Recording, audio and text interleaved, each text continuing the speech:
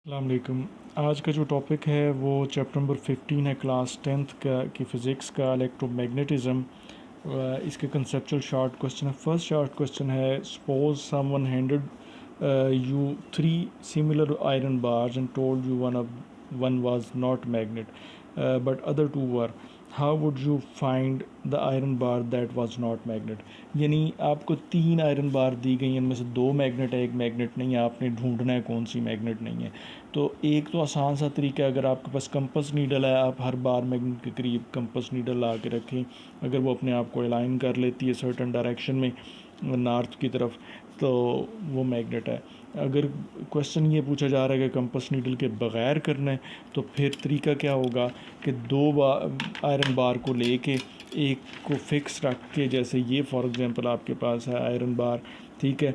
आपको तो नहीं पता इसमें नॉर्थ साउथ है कि नहीं, आप उसका लेफ़्ट और राइट हैंड इस तरह से रख लें और दूसरी बार को, आयरन बार को क्या राइट हैंड पहले इसके करीब लाएं और देखें फोर्स ऑफ अट्रैक्शन है कि रिपल्शन। फिर दूसरी दफ़ा उसका लेफ़्ट हैंड उसके करीब लाएं और देखें फोर्स ऑफ अट्रैक्शन है रिपल्शन।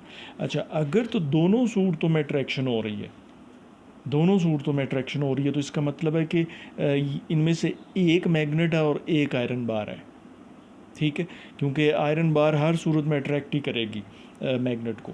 अच्छा, और अगर एक दफ़ा अट्रैक्शन और एक दफ़ा रिपल्शन आ रही है, तो इसका मतलब दोनों मैग्नेट हैं। क्योंकि एक दफ़ा अट्रैक्शन इस तरह आई कि नॉर्थ साउथ करीब गए, और रिपल्शन ऐसे आई या नॉर्थ नॉर्थ थे या साउथ साउथ करीब आए थे तो रिपल्शन हुई थी। तो आपने ये देखना है दोनों आयरन बार को लेके डिफरेंट तरीके से कि उसके इनके एंड्स को एक दूसरे के करीब करके देखना है। जो दो बार मैग्नेट आपस में रिपल्शन करेंगी वो दोनों मैग्नेट होंगी, तो उन दोनों को साइड पर रख दें। जो तीसरी बचेगी वो आपके पास मैग्नेट नहीं होगी। तो यही यहाँ पे लिखा हुआ है, we will fix one end of the bar and bring each end of the other bar near the fix end. एक बार का एक एंड फिक्स करके और दूसरे की बार की दोनों एंड को बारी बारी उसके करीब, फिक्स एंड के करीब लाएंगे। इफ़ देर इज़ अट्रैक्शन और repulsion then two bars are magnet. अगर अट्रैक्शन और रिपल्शन हो रही होगी तो यकीनन वो मैग्नेट हैं। And third one is not magnet. इस तरह से हम जान लेंगे।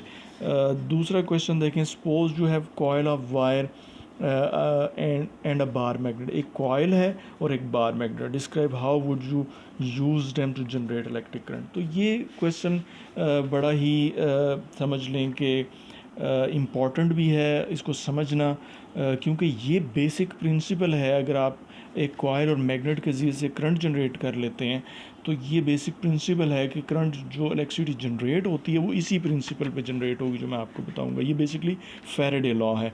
फैराडे लॉ ये कहता है कि जब भी किसी कॉयल या वायर में से magnetic lines of force change हो जाएंगी, तो उसमें ईएमएफ जनरेट होगी जो कि पोटेंशियल डिफरेंस होता है, और वो potential difference according to Ohm's law current generate कर देगा। दूसरे लफ्ज़ों में, जब मैग्नेटिक लाइंस ऑफ फोर्स किसी कॉयल और वायर में चेंज होंगी तो वो करंट को जनरेट करेंगी। तो ये बेसिक प्रिंसिपल फैराडे लॉ है जो इलेक्ट्रिसिटी जनरेट करते हैं हम बिजली पानी के ज़रिए से, न्यूक्लियर पावर प्लांट के ज़रिए से। उसमें बेसिक प्रिंसिपल यही होता है कि हम कॉयल को मूव करते हैं मैग्नेटिक फील्ड के अंदर, और कॉयल के अंदर से magnetic lines of force change हो रही होती हैं और ईएमएफ और करंट जनरेट हो रहा होता है। तो ये बेसिक प्रिंसिपल है, फैराडे लॉ यूज़ हो रहा होता है। तो आए इसको हम देखते हैं। फॉर एग्ज़ाम्पल, अगर ये देखें, ये हमारे पास कॉयल है और ये बार मैग्नेट है। बार मैग्नेट का नॉर्थ और साउथ पोल होता है, और उसमें मैग्नेटिक लाइंस ऑफ फोर्स बाहर की तरफ जब बाहर होती हैं तो वो नॉर्थ से साउथ जाती हैं।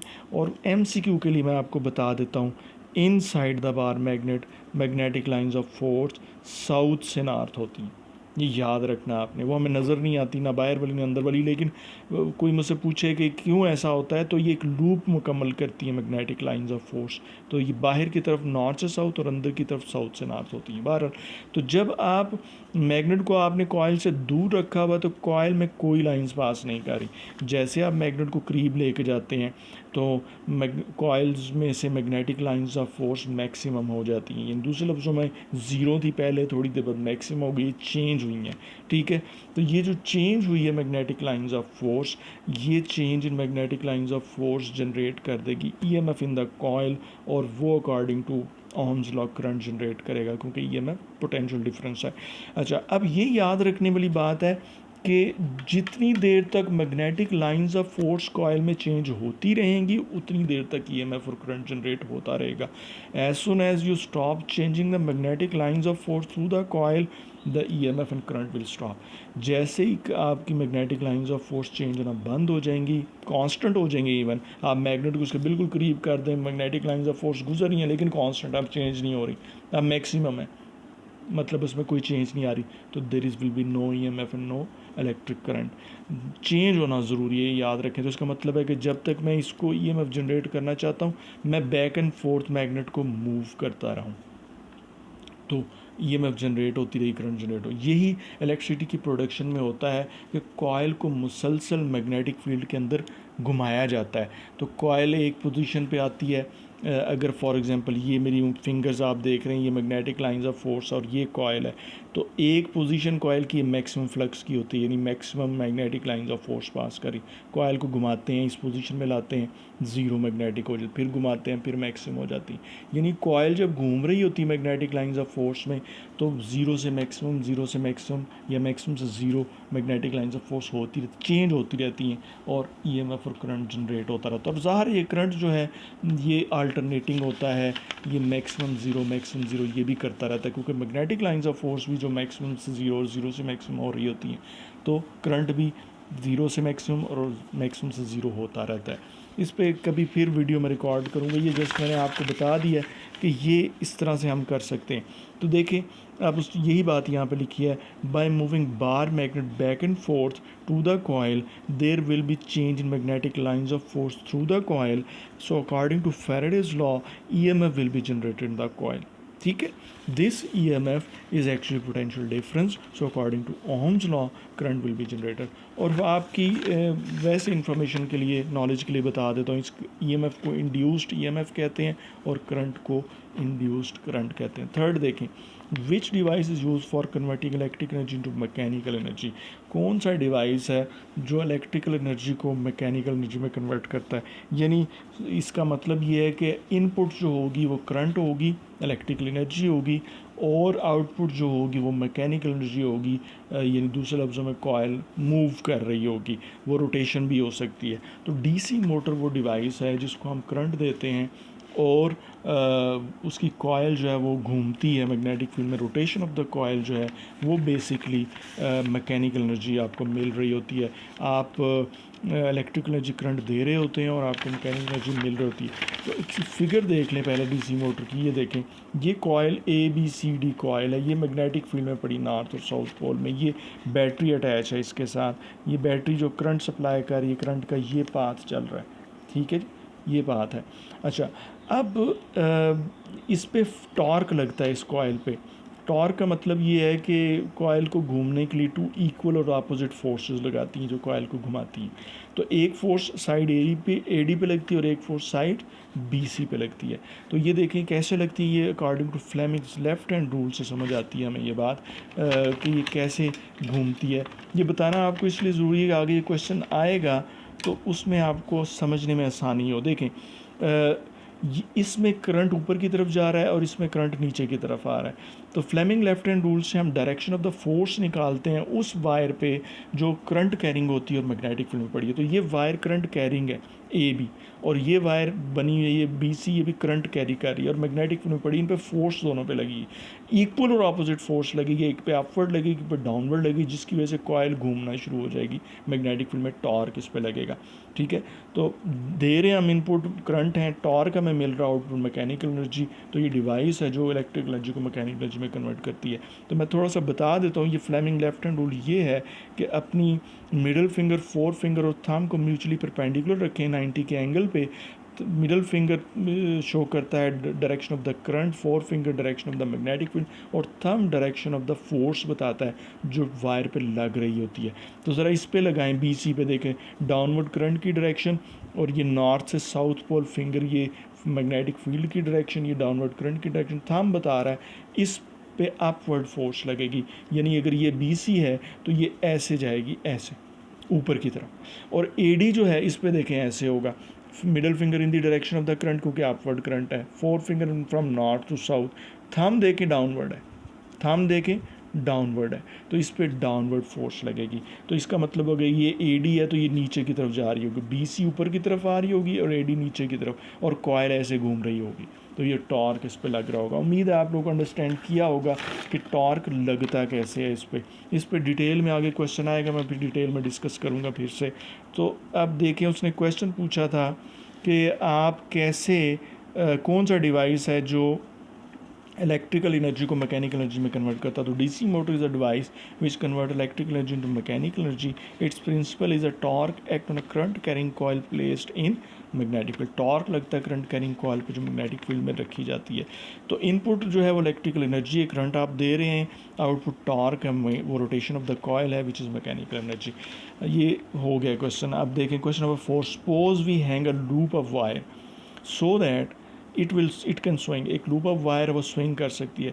If we no now put a magnet into the coil, अगर हम इस एक मैग्नेट को उसके अंदर रखते हैं, यानी टच ना करें कॉयल को लेकिन बीच में रखें, it in which way the coil will start swinging, coil जो है वो स्विंग करना शुरू हो जाएगी। In which way will it swing relative to magnet and why, किस डायरेक्शन वो स्विंग करेगा मैग्नेट के हिसाब से और क्यों। तो देखें जी, इसमें अगर आपके पास ये एक सपोर्ट है जिसके साथ आपने उस कॉयल को अटैच किया हुआ, ठीक है। अब मैग्नेट है आपके पास, बार मैग्नेट, ये नॉर्थ और साउथ पोल। जब ये उससे दूर है तो इस कॉयल में कोई मैग्नेटिक लाइंस पास नहीं करेगी। जब आप इसको इसके बीच में रख देंगे यहाँ पे, तो magnetic lines of force maximum हो जाएंगी, तो magnetic lines of force coil में से चेंज होंगी। ये rate of change of magnetic lines of force according to Faraday law, इसमें ईएमएफ जनरेट होगी, that will according to Ohm's law इसमें करंट जनरेट होगा। और लेंजेस लॉ ये कहता है, ये तीसरा लॉ अब यूज़ हो रहा है, लेंजेस लॉ ये कहता है कि इस करंट की डायरेक्शन इस कॉयल में ऐसी होगी, वो अपने कॉज को अपोज करेगी। यहाँ पे वो कॉज क्या है, forward movement of bar magnet. Bar magnet को जो कॉयल के बीच में लाया है ये कॉज है, इसकी वजह से magnetic lines of force change हुई, इसकी वजह से ईएमएफ पैदा हुई, इसकी वजह से करंट पैदा हो रहा है। करंट इस कॉज को, इस forward movement of the bar magnet की जो कॉयल की तरफ है इसको अपोज करेगा तो कॉयल इस मैग्नेट से परे हटेगी। मैग्नेट इधर को आया, ये कॉज था, ये कॉयल जो है उससे अवे मूव करेगी। यही उसने क्वेश्चन किया था कि कॉयल स्विंग करना शुरू हो जाती है जब मैग्नेट को इसके बीच में रखते हैं हम, तो कॉयल स्विंग करेगी तो किस तरफ इधर जाएगी, मैग्नेट की तरफ जाएगी या मैग्नेट से अवे जाएगी। तो ये मैग्नेट से अवे जाएगी। रीज़न लेंजेस लॉ है कि करंट जो है अपने कॉज को अपोज करता है, इसलिए मैग्नेट से अवे जाएगी। अब सवाल ये पैदा होता है कि कैसे करंट अपोज कर लेता है मैग्नेट की मूवमेंट को और अवे क्यों कॉयल चली जाती है। तो करंट की इंट्रिंसिक प्रॉपर्टी है कि करंट के इर्द गिर्द मैग्नेटिक फील्ड क्रिएट होती है। तो ये जो करंट होगा इसकी मैग्नेटिक फील्ड ऐसे होगी कि उसका नॉर्थ पोल इधर होगा और साउथ इधर होगा। ये नॉर्थ मैग्नेट के, बार मैग्नेट के नॉर्थ पोल को अपोज करेगा, जिसकी वजह से कॉयल जो है वो away from the bar magnet move करेगी। उम्मीद करता हूँ ये 3 लॉज थे इसके अंदर मैं एक्सप्लेन कर पाया हूँ इसको। अब इसको पढ़ते हैं एक दफ़ा, देखें। when the magnet is brought near the coil, near की बजाय in the coil due, तब क्या होगा, due to rate of change of magnetic lines of force through the coil, जिसको हम rate of change of magnetic flux भी कहते हैं, according to Faraday law an EMF is generated in the coil which will generate current in the coil, जो कि current generate कर देगा bye Ohm's law, हमें पता है क्योंकि ईएमएफ पोटेंशियल डिफरेंस होता है, ठीक है। Now according to Lenz's law ये कहता है direction of the current in the coil is such that it will oppose the cause which created. Current की डायरेक्शन ऐसी होगी कि वो अपने कॉज को अपोज करेगा, और कॉज क्या है, which is in this case forward movement of the bar magnet towards the coil, ये कॉज है। तो इसको अपोज वो कैसे करेगा, इससे दूर होगी coil, so coil will move away from the bar magnet, ऐसे वो अपोज करेगा। तो यही उसने क्वेश्चन किया था, कॉयल किस तरफ मूव करे, तो वो अवे मूव करेगी बार मैग्नेट से। 5वां क्वेश्चन देखें, a conductor wire generate voltage, दूसरे लफ्ज़ों में ईएमएफ या potential difference. Conductor wire generate a voltage while moving through the magnetic field. ये बात बिल्कुल आपको समझ आ गई होगी कि ये कौन सी बात हो रही है। कोई भी वायर या कोई भी कॉयल मैग्नेटिक फील्ड में मूव की जाती है तो उसके अंदर से magnetic lines of force change होती हैं जिसकी वजह से उसमें ईएमएफ और करंट जनरेट हो जाता है। तो ये वो बात की जा रही है कि conductor wire generate voltage while moving through the magnetic field. In what direction should the wire be moved relative to the magnetic field to generate maximum voltage. किस डायरेक्शन में वायर को मूव किया जाए कि मैक्सिमम वोल्टेज है। ये natural question है कि जब हमें ये पता चल गया कि कोई कॉयल या वायर मैग्नेटिक फील्ड में ऐसे मूव की जाए कि उसके अंदर से magnetic lines of force change हो रही हूँ तो उसके अंदर ईएमएफ जनरेट हो जाती है, तो हम ये सोचने पे मजबूर हो जाएंगे कि किस डायरेक्शन में कॉयल को या वायर को मूव किया जाए तो मैक्सिमम ईएमएफ जनरेट होगी। तो ये एंगल 90 है। 90 के एंगल पे जब कॉयल को या वायर को मैग्नेटिक फील्ड के हिसाब से मूव किया जाए तो मैक्सिमम ईएमएफ जनरेट होती है। अच्छा, अब इसको समझने के लिए ये डायग्राम देखें। ये डायग्राम है, ये क्रॉस शो कर रहे हैं कि magnetic field into the paper है, यानी ऊपर से नीचे की तरफ ये पेपर के अंदर जा रही है मैग्नेटिक लाइंस ऑफ फोर्स, ठीक है। और ये वायर है, कंडक्टिंग वायर, इसको एक लूप की शक्ल में गैल्वेनोमीटर से अटैच कर दिया गया। गैल्वेनोमीटर का मकसद होता है कि जब ईएमएफ और करंट जनरेट हो तो इसकी नीडल हमें इंडिकेशन देती है कि हाँ करंट जनरेट हुआ है। अच्छा, अब ये डायरेक्शन ऑफ वेलोसिटी मैंने इस वायर को यहाँ से इस तरफ ला के मैंने मूव किया, यानी इस पोजीशन से इस पोजीशन पे मैं ले आया। अब मैग्नेटिक फील्ड डाउनवर्ड थी, ये मैग्नेटिक फील्ड की ब्लू पेंसिल जो है मैग्नेटिक फील्ड की डायरेक्शन बता रही है और ये रेड पेंसिल बता रही है direction of the velocity of the wire. तो दोनों के दरमियान एंगल जो है देख रहे हैं आप 90 का बन रहा है। ये वो एंगल है जिस पे मैक्सिमम ईएमएफ प्रोड्यूस होती है इस वायर में। तो अब इसको थोड़ा मैथमेटिकली अगर हम देखें मैथमेटिकली तो ये है हमारे पास मैक्सिमम ईएमएफ और that is the voltage will be generated. ये फार्मूला है, इस फार्मूले को आप याद रख लें। इसमें से ये ईएमएफ है, नेगेटिव साइन है, इसको मैं बताता हूँ क्या है। ये वी वेलोसिटी है, जिस वेलोसिटी से कि स्पीड से आप वायर को मूव कर रहे हैं उसके अंदर मैग्नेटिक फील्ड के अंदर। ये B strength of magnetic field है, L length of the wire है, थीटा एंगल है जिस एंगल पे आप बी वायर को मैग्नेटिक फील्ड में मूव कर रहे हैं। नेगेटिव साइन बता रहा है कि जो करंट या ईएमएफ के बाद जो करंट जनरेट होता है अकॉर्डिंग टू लेंज़ेस लॉ वो करंट अपने कॉज को अपोज करता है। ये नेगेटिव साइन वो कह रहा है। तो चलिए अब मैक्सिमम के लिए कंडीशन हमें पता चल गई कि थीटा कितना होना चाहिए, 90 पुट किया यहाँ पे, साइन 91 होता है तो आपके पास ये मैक्सिमम माइनस VBL बन गई। तो ये इस तरह से आपने करना। छठा क्वेश्चन देखें, what is the difference between generator and the motor. Motor आप पढ़ चुके हैं, पहले उसको देख लें। It convert electrical energy to mechanical energy आप देख चुके हैं। It work on a principle the torque act on a current carrying coil placed in the magnetic field, ये आप पढ़ चुके हैं। अच्छा, तो ये इलेक्ट्रिकल एनर्जी मैकेनिकल एनर्जी में कन्वर्ट करता है, जबकि इसके उलट generator it convert mechanical energy into electrical energy. मैंने आपको जनरेटर के बारे में भी थोड़ा पीछे बताया है फैराडे लॉ के अंदर कि अंदर कॉयल को मूव किया जाता है वो मैकेनिकल एनर्जी है मैग्नेटिक फील्ड के अंदर, और करंट आपको मिल रहा होता है वो इलेक्ट्रिकल एनर्जी है। तो कन्वर्जन हो रही है मैकेनिकल एनर्जी की इलेक्ट्रिकल एनर्जी। प्रिंसिपल क्या है, Faraday law of electromagnetic induction, ये इसका प्रिंसिपल है। इसके अंदर slip rings, complete rings use होते हैं, और इसके अंदर कॉम्यूटेटर यानी स्प्लिट रिंग्स जिनको हाफ रिंग्स भी कहते हैं, स्प्लिट रिंग कहते हैं या हाफ रिंग्स भी कहते हैं, वो यूज़ होते हैं। कॉम्यूटेटर है वो यूज़ होते हैं इसके अंदर, और कार्बन ब्रशेस यूज़ होते हैं। तो ये फ़र्क है जनरेटर और मोटर में। ये है जी क्वेश्चन जिसमें अब मोटर के बारे में डिटेल आपको बताया जाएगा कि ये वर्क करती कैसे है। देखें, what reverses the direction of the electric current in the armature coil of the DC motor. DC motor के अंदर आर्मेचर कॉयल के अंदर करंट कौन रिवर्स करता है। आर्मेचर कॉयल समझ लें, कॉयल को काफ़ी सारी टर्न दें और आयरन कोर पे लपेट दिया जाए, कॉयल को काफ़ी सारी टर्न दे के आयरन कोर पे लपेट दिया जाए तो ये आर्मेचर कॉयल बन जाती है, ठीक है। अब इसके अंदर से करंट कौन रिवर्स करता है, तो वो है ये कॉम्यूटेटर।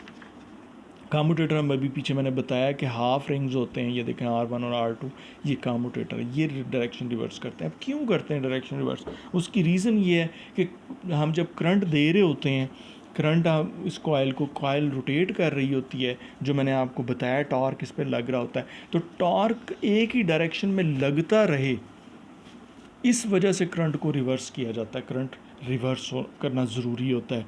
और वो रिवर्स कैसे होता है, जब आधी रोटेशन ले लेती, मैंने आपको बताया था BC जो है यहाँ से आधी रोटेशन लेके इधर जब पहुँचेगी तो ये जो R2 है ये उतर के X के साथ लग जाएगा और R1 उतर के Y के साथ लग जाएगा। नतीजे में डायरेक्शन रिवर्स हो जाएगी BC में और AD में, और फिर रिज़ल्ट में जो टॉर्क एक्ट कर रहा है कॉइल के ऊपर वो एक ही डायरेक्शन में होगा। मैं दोबारा से बयान करने लगा हूँ ये सारी बात जो मैंने पिछले क्वेश्चन में बताई थी। देखें ये देखें, ये वोल्टेज है और ये करंट की डायरेक्शन यहाँ से पॉजिटिव टर्मिनल से होती हुई यहाँ की तरफ आ रही है। और याद रखें AD में अपवर्ड करंट फ्लो कर रहा है, अभी कोई मूवमेंट नहीं हुई। AD में अपवर्ड करंट फ्लो कर रहा है और BC में डाउनवर्ड कर रहा है। अच्छा, अब ये कॉयल जो है रोटेट करेगी, इस पर 2 इक्वल और अपोजिट फोर्स लगेगी। इक्वल और अपोजिट का मतलब है कि एक फोर्स BC पे लगेगी जो इसको अपवर्ड मूव करेगी और उतनी ही फोर्स AD को लगेगी जो डाउनवर्ड मूव करेगी। जब 2 इक्वल और अपोजिट फोर्स मूव करेंगी लगेंगी इन पे, तो ये रोटेशन करना शुरू हो जाएगी। यानी टॉर्क प्रोड्यूस हो रहा है by 2 equal and opposite forces, जिसको कहते हैं टॉर्क बाय कपल, ये वो प्रोड्यूस हो रहा है इस पर। ठीक है। अच्छा, अब इसको अच्छी तरह समझें कि जब ये डाउनवर्ड करंट था, इसमें BC में डाउनवर्ड था, तो इस पर फोर्स अपवर्ड कैसे लगी, और AD में अपवर्ड था तो फोर्स डाउनवर्ड कैसे लगी। तो वो फ्लेमिंग लेफ्ट हैंड रूल से होगा, ये मैंने आपको बताया था। In Fleming left hand rule we stretch our middle finger, four finger and thumb mutually perpendicular to each other such that middle finger is in the direction of the current, forefinger is in the direction of the magnetic lines of force, and thumb will tell you the direction of the force acting on current carrying wire। अब ये current carrying wire बनी हुई है BC, इसमें downward current लग रहा है जा रहा है। तो देखें, हम अगर फ्लेमिंग लेफ्ट हैंड रूल लगाएंगे तो middle finger in the direction of the current, four finger in direction of magnetic field, thumb बता रहा है इस पर अपवर्ड फोर्स लगेगी। और यही फ्लेमिंग लेफ्ट हैंड रूल अगर मैं लगाऊं, ये देखें, middle finger in the direction, ये AD के अंदर है, middle finger in the direction of the current upward और four finger from north to south, तो थंब आपको बता रहा है कि डाउनवर्ड इस पे फोर्स लगेगी। तो अगर BC, ये BC है और ये AC है, तो ये ऊपर की तरफ आएगी, और ये BC और AD है तो BC ऊपर की तरफ आएगी और AD डाउनवर्ड नीचे की तरफ जाएगी। तो ये रोटेशन ऐसी हो रही होगी, और ये रोटेशन अगर आप ऐसे करें तो ये एंटी क्लॉकवाइज रोटेशन है, ये वाली रोटेशन। ठीक है। अब जब आधी रोटेशन हो गया, वापस आए क्वेश्चन की तरफ के direction of the current reverse होने लगी है BC और AD में। रीज़न क्यों किया जा रहा है, ताकि जो टार्क ऐसा ही लगे, यानी एंटी क्लॉकवाइज ही टार्क लगता रहे।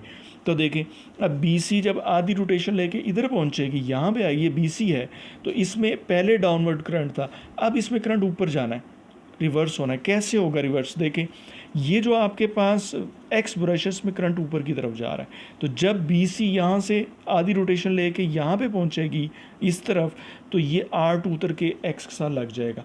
तो R2 जो है वो BC के साथ जुड़ा हुआ है, तो BC जो है जब R2 या X के साथ लगेगा, तो BC जब इधर पहुँचे होगा तो करंट की डायरेक्शन इसमें ऊपर की तरफ हो जाएगी। तो जब ऊपर की तरफ होगी, तो जब फ्लेमिंग लेफ्ट हैंड रूल लगाएंगे ऐसे, देखें, अब ये BC है, अब इसमें ऊपर की तरफ करंट जा रहा है, तो फ्लेमिंग लेफ्ट हैंड लगाएंगे, ये middle finger in the direction of the current और four finger from magnetic north to south pole, thumb बता रहा है कि BC पे डाउनवर्ड फोर्स लगनी चाहिए। यानी यहाँ से जब ये आया था तो अपवर्ड थी, अब यहाँ पे इस पर डाउनवर्ड फोर्स लगनी चाहिए। वो ज़रूरी भी है कि टॉर्क पूरा एंटी क्लॉकवाइज ही लगा रहे, यानी कॉयल के पूरी रोटेशन लेने के लिए ज़रूरी है कि ये BC डाउनवर्ड ही जाए। वो तभी मुमकिन था कि BC में करंट की डायरेक्शन अपवर्ड हो जाती, रिवर्स हो जाती, और वो हुई है। तो अब फ्लेमिंग लेफ्ट हैंड रूल ने बताया हमें, ये फ्लेमिंग लेफ्ट हैंड रूल ने बताया कि इस पर डाउनवर्ड फोर्स लगे, और जिसकी वजह से जो रोटेशन ऑफ द कॉयल है वो एंटी क्लॉकवाइज ही रहेगी और वो पूरी रोटेशन कॉयल लेगी, तभी मुमकिन होगी। अब यही बात AD पे लगा के देखें, ये देखें AD पे अपवर्ड करंट फ्लो कर रहा है, तो फ्लेमिंग लेफ्ट ये कब कर रहा है अपवर्ड फ्लो, जब वो अभी रोटेशन नहीं ली उसने। अच्छा, तो जब इस पे डाउनवर्ड फोर्स लगी according to Fleming left hand rule, तो ये इधर से होती हुई यहाँ पे आ गई। अब AC है, अब AD है, ये अब जब यहाँ पे ये आएगी तो AD के साथ ये R1 उतर के Y के साथ लग जाएगा, ठीक है, आधी रोटेशन के बाद, क्योंकि R2 तो X का लग चुका है, R1 Y के साथ लगेगा। Y में डाउनवर्ड करंट है, पहले AD में अपवर्ड था, जब वो इधर आएगी ऐसे रोटेशन लेके, अब इसमें डाउनवर्ड है। तो अब फ्लेमिंग लेफ्ट हैंड रूल बता रहा है कि AD पे अपवर्ड फोर्स लगनी चाहिए, ठीक है, ये देखें Fleming left hand rule, AD पे अपवर्ड फोर्स लगनी चाहिए। तो नतीजा समझ भी हमें आती है कि देखें अगर कॉयल ने पूरी रोटेशन लेनी है तो ये वाली साइड AD जो है अब इस ऊपर की तरफ आनी चाहिए। फ्लेमिंग लेफ्ट हैंड रूल ने बताया इसको ऊपर की तरफ ही आना चाहिए, देखें। तो ये, और ये कब मुमकिन हुआ है कि AD में करंट की डायरेक्शन रिवर्स हुई है, तो ये मुमकिन हुआ है और वो पूरी रोटेशन पॉसिबल हो सकी है। उम्मीद करता हूँ आपको ये समझ आई होगी ये बात कि करंट की डायरेक्शन रिवर्स कम्यूटेटर कर रहा है आधी रोटेशन के बाद। जो आधे आधे रिंग हैं वो अपनी पोजीशन चेंज करते हैं, R2 X के साथ और R1 Y के साथ जुड़ता है, जिसकी वजह से करंट रिवर्स होता है साइड में। वो ज़रूरी है कि टॉर्क एक ही डायरेक्शन में लगता रहे और कॉयल पूरी रोटेट करती रही, वो उसके लिए ज़रूरी है। According to Fleming left hand rule से हमने डायरेक्शन निकाल के देखी है। तो ये है जी इसकी वर्किंग। अब ये भी इसकी थोड़ी सी अलाइनमेंट चेंज हुई है, अब मुझे अंदाज़ा नहीं है कि कहाँ से चेंज हुई है। मैं थोड़ा सा फिर कोशिश करता हूँ, बता देता हूँ अलाइनमेंट अब इसमें चेंज हुई है। मैं फिर बोल रहा हूँ कि ये डाउनवर्ड थी, इसमें करंट डाउनवर्ड था यहाँ पे, और इसमें अपवर्ड फोर्स लग रही थी, तो ये यहाँ पे पहुँची। यहाँ पे पहुँच के इसका R2 X के साथ जब जुड़ा तो इसमें करंट अपवर्ड फ्लो होना शुरू हो गया। करंट रिवर्स किया किसने? आर्मेचर ने किया, सॉरी कम्यूटेटर ने रिवर्स किया। करंट अपवर्ड फ्लो करा BC में। अब अकॉर्डिंग टू अगर फ्लेमिंग लेफ्ट हैंड रूल हम लगाएंगे तो इस ये हमें बता रहा है कि BC अब डाउनवर्ड जाए, थंब हमें बता रहा है कि BC अब डाउनवर्ड जाना चाहिए। तो यहाँ से ये अपवर्ड आता है, डाउनवर्ड, और पूरी रोटेशन के लिए ज़रूरी है कि वो डाउनवर्ड ही जाए, ठीक है, तभी पूरी रोटेशन होगी, टॉर्क एक ही डायरेक्शन में लगेगा। और वो मुमकिन तब हुआ है कि जब डायरेक्शन ऑफ करंट रिवर्स हुई है BC में। और सेम वे AD को देख लें, AD आपके पास यहाँ पे जब थी अपवर्ड करंट फ्लो कर रहा था, फ्लेमिंग लेफ्ट हैंड रूल ने बताया ये डाउनवर्ड जाएगी, डाउनवर्ड होती यहाँ पे आधी जब रोटेशन ली तो R1 जो था ये R1 Y के साथ जुड़ा, तो अब इसमें Y में तो डाउनवर्ड करंट फ्लो कर रहा है, तो इसमें AD में अब डाउनवर्ड आ रहा है। तो जब हम फ्लेमिंग लेफ्ट हैंड रूल लगाएंगे तो थंब बता रहा है ये ऊपर की तरफ आना चाहिए। तो समझ भी आती है कि डायरेक्शन ऑफ करंट रिवर्स होने के बाद जब वो इधर पहुंचा तो पूरी रोटेशन तभी मुमकिन होगी कि ये AD ऊपर की तरफ आए। तो इस तरह से ये होता है। उम्मीद करता हूँ ये बच्चों को समझ आई होगी। थोड़ा सा मैंने अलाइनमेंट चेंज हुई है जिसकी वजह से मुझे ये रिपीट करना पड़ा। अच्छा जी, अब देखिए मैं इसको एक दफ़ा पढ़ देता हूँ जल्दी से। Commutator are split rings attach at each end of the coil reverses the direction of the current in the armature coil of the DC motor, ठीक है। कम्यूटेटर जो है वो रिवर्स करता है डायरेक्शन ऑफ द करंट, ज़रूरी है वो मैंने बताया कि ताकि टॉर्क एक ही डायरेक्शन में लगे। This is done so that the direction of the torque on the coil remain in one direction, ताकि कॉयल घूम सके। After half rotation of the coil R1 and R2 changes their position due to which the direction of current in the side BC and AD are reversed and the direction of the torque remains same on the coil। Torque की direction same रहती है। आखिर में देखें can transformer operate on the direct current, क्या transformer direct current पे operate हो सकता है? तो आंसर है नो। ट्रांसफार्मर की डेफिनेशन ये है कि it is the device which changes the alternating voltage level. ये इसकी डेफिनेशन है, या ज़्यादा करेगा या कम करेगा। अगर ज़्यादा कर रहा होगा चेंज करेगा अल्टरनेटिंग वोल्टेज लेवल, अगर ज़्यादा कर रहा होगा तो स्टेप अप कहलाएगा, कम कर रहा होगा स्टेप डाउन कहलाएगा। तो ये अल्टरनेटिंग वोल्टेज लेवल को चेंज करता है ये ट्रांसफार्मर। तो ये वर्क की अल्टरनेटिव जब इसको इनपुट दी जाएगी वो अल्टरनेटिंग वोल्टेज दी जाएगी, उसी को वो चेंज करेगा।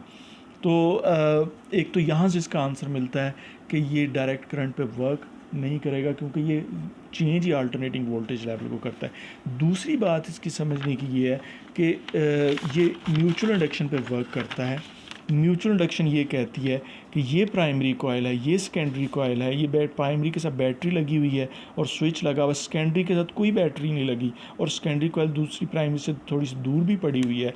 जैसे स्विच क्लोज करते हैं तो करंट जो है वो ज़ीरो से मैक्सिमम होता है इस कॉयल में, ठीक है। और जो करंट की मैग्नेटिक फील्ड होती है, करंट की इंट्रिंसिक प्रॉपर्टी के मैग्नेटिक फील्ड, उसके साथ वो भी ज़ीरो से मैक्सिमम होती है, और ये मैग्नेटिक लाइंस ऑफ फोर्स साथ वाली कॉइल में भी ज़ीरो से मैक्सिमम हो रही होती हैं। तो ये जो टाइम होता है जिसमें ये चेंज हो रही है, ज़ीरो से मैक्सिमम हो रही है मैग्नेटिक लाइंस ऑफ फोर्स, दूसरे लफ्ज़ों में इस कॉइल में magnetic lines of force change हो रही हैं according to Faraday law, current EMF और करंट इसमें जनरेट हो जाएगा। तो ये सारा कुछ इस बैटरी के बगैर हुआ है, एक मैग्नेटिक लिंकेज की वजह से हुआ है। इसको म्यूचुअल इंडक्शन कहते हैं। इसकी डेफिनेशन ये है कि when due to the rate of change of current in the primary coil current is generated in the secondary coil, this is called mutual induction. ठीक है। तो ट्रांसफार्मर इस पे वर्क करता है कि प्राइमरी कॉइल पे अल्टरनेटिंग करंट अप्लाई किया जाता है जो बार बार चेंज होता रहता है, जिसकी वजह से उसकी मैग्नेटिक फील्ड भी चेंज होती रहती है, और वो साथ वाली कॉइल में भी चेंज होती रहती है, जिसकी वजह से साथ वाली कॉइल में करंट जनरेट होता रहता है। और फिर वो करंट जो अगर कॉइल सेकेंडरी कॉइल की टर्न ज़्यादा होंगी प्राइमरी से तो स्टेप अप होगा, वोल्टेज लेवल ज़्यादा मिल रहा होगा। अगर सेकेंडरी की टर्न प्राइमरी से कम होगी, स्टेप डाउन होगा और वो वोल्टेज लेवल कम मिल रहा होगा। तो ये वर्क तभी होगा कि प्राइमरी पे एक अल्टरनेटिंग ऐसा करंट जो बार बार चेंज हो रहा हो, ताकि उसकी मैग्नेटिक फील्ड चेंज हो रही है और साथ वाली कॉइल में मैग्नेटिक लाइंस ऑफ वो बार बार चेंज हो रही हूँ, और जिसकी वजह से फैराडे लॉ के हिसाब से ईएमएफ और करंट जनरेट हो रहा हो। तो अब अगर डायरेक्ट अप्लाई कर दिया जाएगा इस पर, वो चेंज ही नहीं होगा, तो वो magnetic lines of force change नहीं होंगी, सेकेंडरी में कोई करंट जनरेट नहीं होगा, ट्रांसफार्मर फिर वर्क नहीं कर पाएगा। तो ये इसका दूसरा आंसर है कि ट्रांसफार्मर डायरेक्ट करंट के साथ वर्क नहीं करता।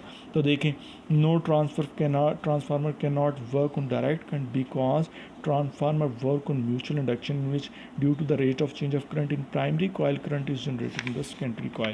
Hence for working of the transformer current must change in the primary coil, which is possible only if the alternating current is applied to the transformer. Current को ज़रूर change होना है ताकि magnetic field change हो, वो magnetic line of force secondary में से गुजरे हो, उसमें से भी चेंज हो, और फिर ईएमएफ और करंट जनरेट हो। तो वो तभी मुमकिन है कि अल्टरनेटिंग करंट दिया जाए।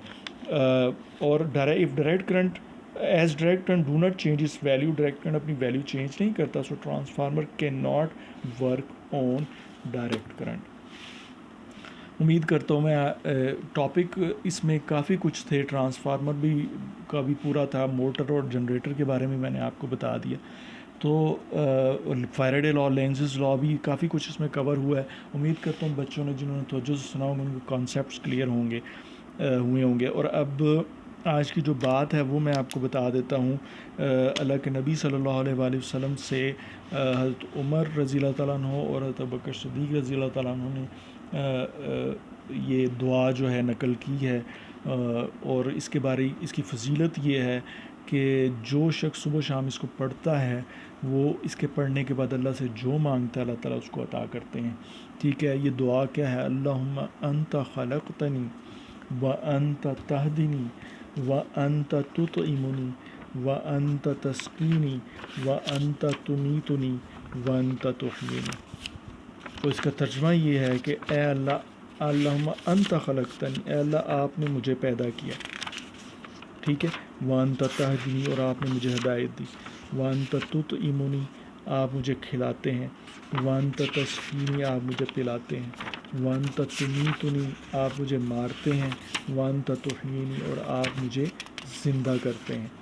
तो ये दुआ है, अल्लाह को पसंद इतनी है कि हज़रत अब्दुल्ला बिन सलाम रज़ी अल्लाह तआला अन्हु को जब ये बात बताई गई तो वो कहते हैं, उन्होंने कहा कि ये वही दुआ है जो हज़रत मूसा अलैहिस्सलाम को अल्लाह ताला ने सिखाई, और इससे हज़रत मूसा अलैहिस्सलाम 7 दफ़ा पढ़ते थे ये दुआ, और अल्लाह से जो मांगते थे अल्लाह ताला उनको अता करते थे। मैं वैसे उन बच्चों के लिए जो अल्फाज को देखना चाहते हैं तो मैं ये सामने रख रहा हूँ, अल्लाहुम्मा अंता खलक़तनी व अंता तहदिनी व अंता तुतइमुनी व अंता तस्कीनी व अंता तुमीतुनी व अंता तुहयीनी।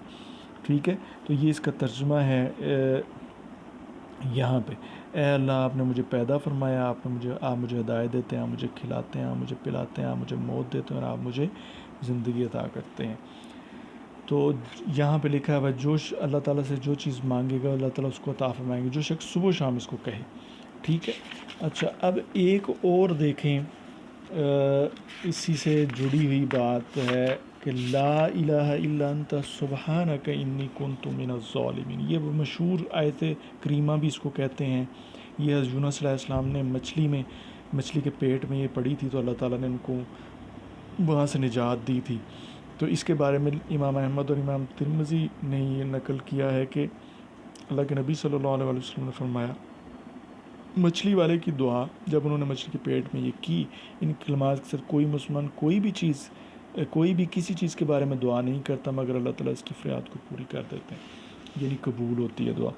तो इन अल्फाज के साथ भी दुआ की जाए कबूल होती है। दुआ करना इतना इम्पॉर्टेंट और इतना अच्छा अमल है, अल्लाह को इतना महबूब है कि यानी अल्लाह के नबी सल्लल्लाहु अलैहि वसल्लम की आप सीरत पढ़ें तो उनकी ज़िंदगी भरी पड़ी है।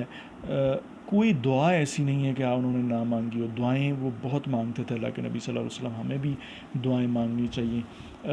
दुआ का वक़्त भी जानना चाहिए कब कबूल होती है, और दुआ के बारे में याद रखें। अल्लाह ताला फरमाते हैं कि कोई इंसान जब दुआ करता है तो अल्लाह ताला 3 काम जो हैं उसके साथ, उसकी दुआ के साथ करते हैं। या तो उस बंदे को वो अता कर देते हैं जो वो मांग रहा होता है, या आखिरत में उसका सवाब रख लेते हैं, या उसके बक़दर दुनिया में उससे मुसीबत, मुश्किल, परेशानी कुछ भी हो वो टाल देते हैं। तो अगर दुआ कबूल नहीं हो रही तो हरगिज़ परेशान ना हो सकता मुसीबत टल गई हो, और ना हो तो आखिरत में तो सवाब वो इकट्ठा हो रहा है कि जो गुमान से बाहर है। उसके बारे में हदीस ये है कि जब क़यामत के दिन लोगों को वो सवाब और इनाम कराम मिलेगा जब जो उनकी दुआएं कबूल नहीं हुई थी, तो वो सारे ख्वाहिश करेंगे कि हमारी दुनिया में कोई दुआ कबूल ही ना हुई होती, सारा कुछ हमें इधर ही मिलता। तो ये वहाँ पे इतना मतलब है, इतना फ़ायदे की चीज़ है जो वहाँ पे स्टोर हो रही है। तो और हरगिज़ मायूस ना हो, इसके बारे में हदीस भी है कि कोई इंसान जब मायूस हो जाता है, जब वो ये कहता है कि उसकी तो दुआ कबूल ही नहीं हो रही है और दुआ करना वो रोक देता है, तो फिर वो दुआ वाकई कबूल नहीं होती। तो दुआ करने से रुकना नहीं चाहिए, मांगते रहना चाहिए अल्लाह ताला से। और अल्लाह ताला तो वो हैं जिनके पास हर चीज़ है, मतलब उनके लिए कोई चीज़ नामुमकिन नहीं है। तो हर चीज़ मांगे उनसे, साथ अमल पेश करें जो उनको सबसे ज़्यादा पसंद होता है। जैसे नमाज़ पढ़ना अल्लाह ताला को सबसे ज़्यादा पसंद है, और फ़र्ज़ नमाज के बाद दुआ कबूल होती है। अमल पेश करें खालिस अल्लाह के लिए, और दुआ मांगें फ़र्ज़ नमाज के बाद इन अल्फाज के साथ भी और इसके अलावा भी, और यकीनन दुआएं कबूल होती हैं, होंगी। और दुआ मांगने का तरीका ये है कि पहले अल्लाह की हम्द की जाए, फिर नबी सल्लल्लाहु अलैहि वसल्लम पर दुरूद भेजा जाए, उसके बाद दुआ की जाए, फिर दुरूद भेजा जाए, और फिर हम्द करके उसको कंप्लीट करके दुआ को भेजा जाए ऊपर, और फिर वो दुआ रद्द नहीं होती। ये भी दुआ, ये तरीका भी याद रख लें। अल्लाह से दुआ, अल्लाह में अमल करने की तौफीक अता फरमाए।